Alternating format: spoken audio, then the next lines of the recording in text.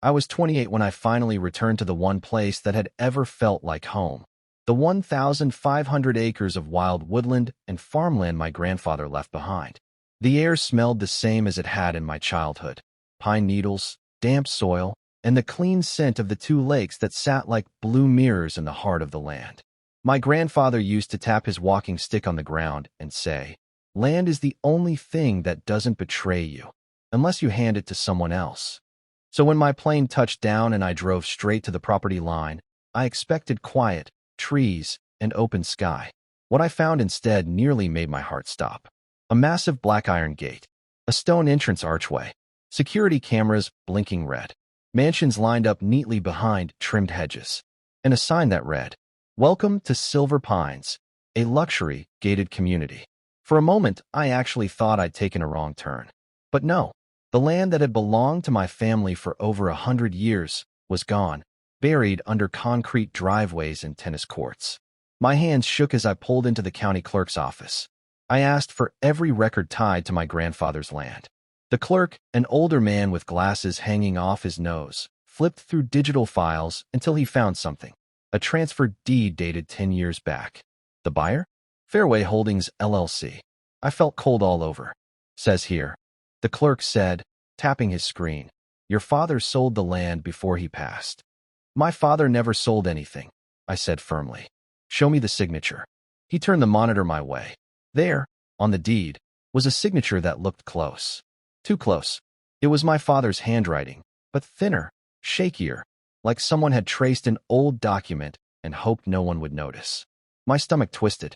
I hired a real estate attorney the same day, and what we uncovered over the next several weeks could have been ripped straight from a crime thriller. The signature was forged. The notarization stamp was fake. The selling company didn't even exist the year my father supposedly signed the deed. The entire sale, the foundations of the HOA, the houses, the golf course, every bit of it was built on fraud. And legally, the land still belonged to me. But the world doesn't stop for your shock. Life keeps moving. So did the HOA. The first time I drove into the community, planning to take photos for evidence, the residents reacted like I was a trespasser on my own soil. A cluster of people in pastel polo shirts beelined straight toward me. Leading them was a woman who carried the kind of smile you see on people who enjoy telling others no. "Excuse me," she snapped. "You can't be here. Private property." "I think you're mistaken," I said calmly. "This is my property." She laughed like she'd just heard a joke. "And I'm the Queen of England. Leave before we call the sheriff." "Go ahead," I told her. "Please call him." When the sheriff arrived, he looked at my ID, checked the parcel number, and frowned. The HOA members leaned in eagerly, waiting for him to kick me out. Instead, he cleared his throat and said, "Ma'am, technically he's not trespassing. The ownership here is unclear." The Karen-esque woman's jaw fell open. "That can't be right. We paid for our homes. Maybe you should have checked who actually owned the land," I said, unable to stop myself. She stormed off in a rage. I thought that would cool the situation. It didn't. Within a week, the HOA president, a polished ex-banker named Douglas, mailed me a cease and desist letter, accusing me of harassment and threatening legal action if I continued to disturb the peace of the Silver Pines community. That letter was my breaking point. You build mansions on my land, call the sheriff on me, then threaten me? Fine. They wanted a legal fight? I was done being polite. My attorney filed a quiet title action, the legal process to confirm true ownership when deeds are contested. The HOA countersued aggressively, hiring a team of lawyers who acted like they were defending a royal palace instead of a stolen neighborhood. For 2 draining years, the case battled through courtrooms and news headlines. Local media loved it. Man claims entire subdivision built on stolen land. Did developer buy acres with a forged deed? HOA versus heir. A war over 1,500 acres. The HOA tried everything. Delays, forged new documents, emotional testimonies about community bonds.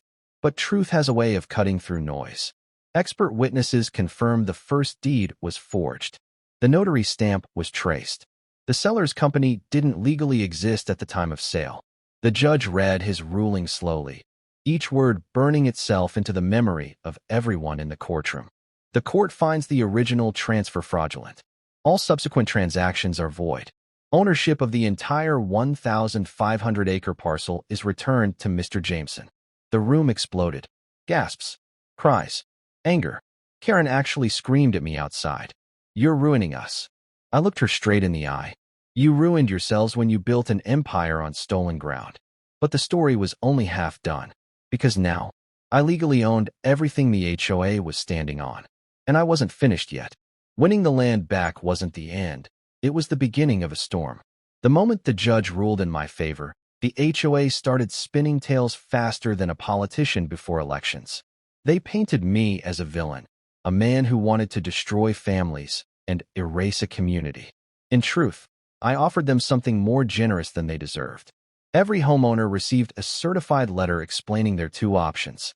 Option A: purchase the land beneath your home at fair market value, $400,000 per lot.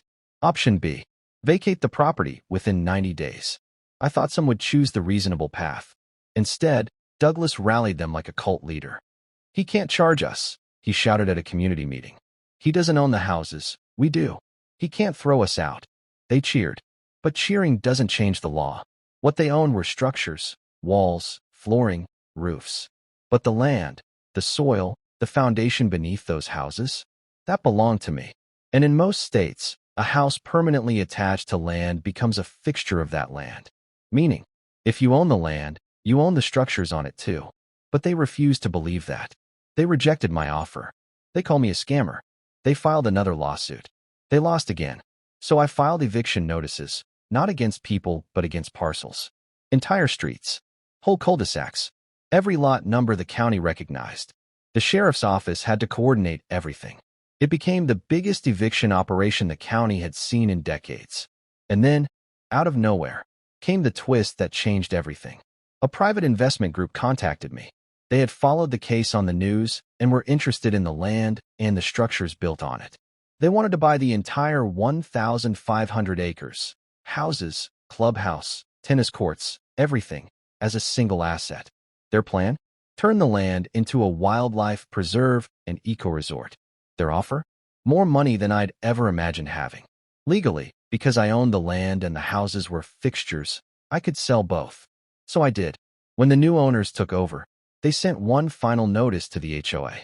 "You have 30 days to vacate." Panic swept through Silver Pines. Facebook posts, neighborhood protests, videos of Karen chaining herself to the main gate while yelling, "This is our home." The sheriff gently removed her. She screamed the whole time. Within 60 days, the entire subdivision emptied out. Moving trucks lined the streets. People cried on lawns they never truly owned. The new owners wasted no time. They bulldozed the clubhouse. They ripped up the golf course. They pulled out the roads and let grass reclaim the concrete. And slowly, beautifully, the land began to breathe again. 2 months later, I stood on the same hill my grandfather used to love. The houses were gone. The sky felt whiter. The trees looked freer. With the money from the sale, I rebuilt our old farmhouse. I established the Jameson Agricultural Scholarship Fund in my grandfather's honor. And I worked with the investors to design hiking trails, fishing spots, and picnic areas across the property. Silver Pines, the real one, was coming back to life. One afternoon, I walked into a small diner in town. There, hunched over a cup of cold coffee, sat Douglas, the former HOA president. His expensive suit was wrinkled, his pride even more so. "You destroyed us," he said quietly, not looking up. I sat across from him. "No, Douglas," I said softly. "You destroyed yourselves when you built your empire on something that never belonged to you." He didn't reply. Some truths are too sharp to argue with. 2 years later, the transformation was complete. The land looked nearly untouched, green, open, vibrant. The old Silver Pines sign had been replaced with a carved wooden board. Silver Pines Nature Preserve, in memory of William Jameson. Families came for picnics. Kids ran through the trails. Fishermen cast their lines into lakes that once echoed with golf carts. Sometimes I'd see old HOA residents drive past the gates, staring at what used to be their manicured kingdom. Now it belonged to everyone. Open, wild, unclaimed by arrogance. They couldn't order anyone around here. Couldn't find anyone for mailbox paint. Couldn't enforce rules over land that never belonged to them. Justice isn't always loud. Sometimes it's perfectly legal. And sometimes, All it takes is one forged signature to bring down an entire empire. The story's over, now let's get real. Imagine standing there on all that land, every inch legally yours. If you were in the owner's shoes, what would you do? Let them stay, sell the homes, or pull some other wild move? Drop your answer in the comments and let's see who's the boldest.